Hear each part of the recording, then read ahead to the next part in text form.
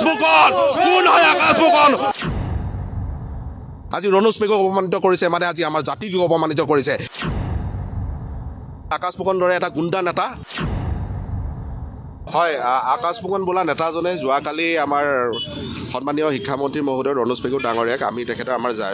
মিচিং জনজাতীয় জাতিৰ পিতা বুলি যিজনক কওঁ সেইজনক অপমানিত কৰিছে আমি নাজানো কাৰ লগত কেনেকৈ তেখেতে ফোনত কথা পাতিছে কিন্তু সেই ফোন কলটো আমি শুনিবলৈ পাইছোঁ বা নিউজ চেনেলত আমি দেখা পাইছোঁ যে মাননীয় শিক্ষামন্ত্ৰী মহোদয় আজি তেখেতে এজন দক্ষ মন্ত্ৰী হয় আৰু আপোনাৰ সন্মানীয় আজিৰ দিনৰ আপোনাৰ হিমন্ত বিশ্ব শৰ্মা ডাঙৰীয়াৰ নেতৃত্বত চলি থকা তেখেত এজন ভাল এখন কেবিনেট মন্ত্ৰী সেই কেবিনেট মন্ত্ৰীক এনে অপমান কৰাটো নচলিব আৰু তেখেতে কৈছে যে মই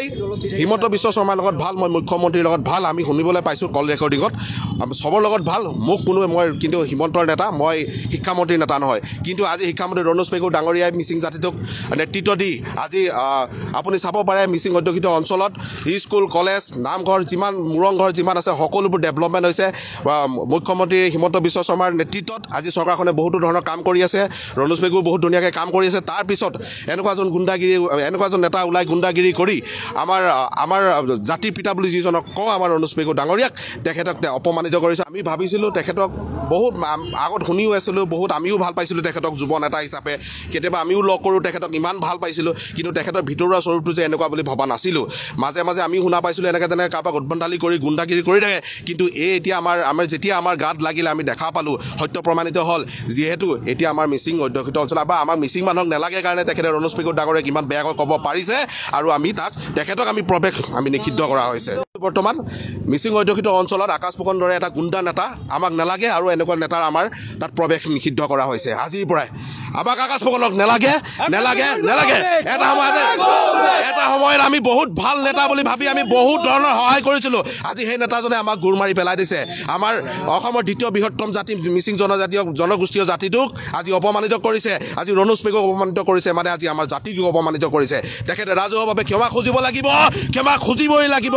আকাশ ফুকন কোন হয় আকাশ ফুকন ওলাই আহক আপুনি ওলাই আহি আপুনি ক্ষমা খুজক আপুনি পৰ্টেল নিউজত বা বেলেগ নিউজত আপুনি মাতি মই ক্ষমা খুজিছোঁ বুলি ক'লে আপোনাৰ ক্ষমা মাফ হৈ নাযাব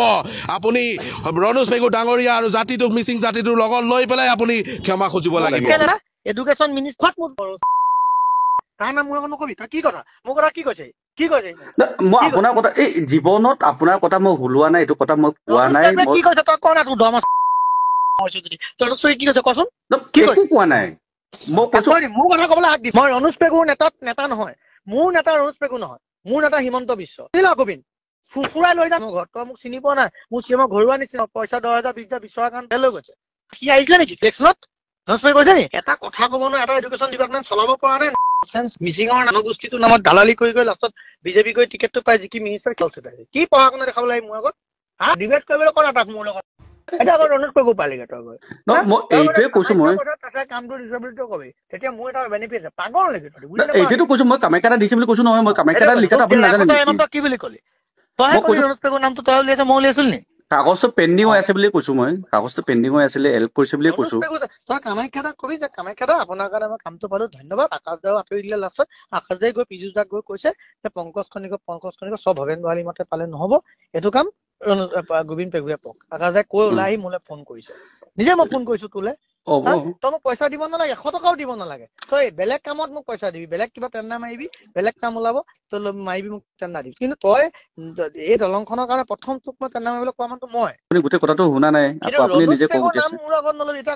আকৌ কামাখ্যাই ক'ব কাইলৈ গৈ ৱাটাৰ ৰিচোৰ্চৰ কামটো সোমাবগৈ মই এইটো নাপালো এইটোতো ৰণোজ নামতে দি দিলে মোক ক'লে চবফালে মোৰ বেনিফিট মোৰ লছ হ'ব না বস্তু ওলোৱা নাছিলে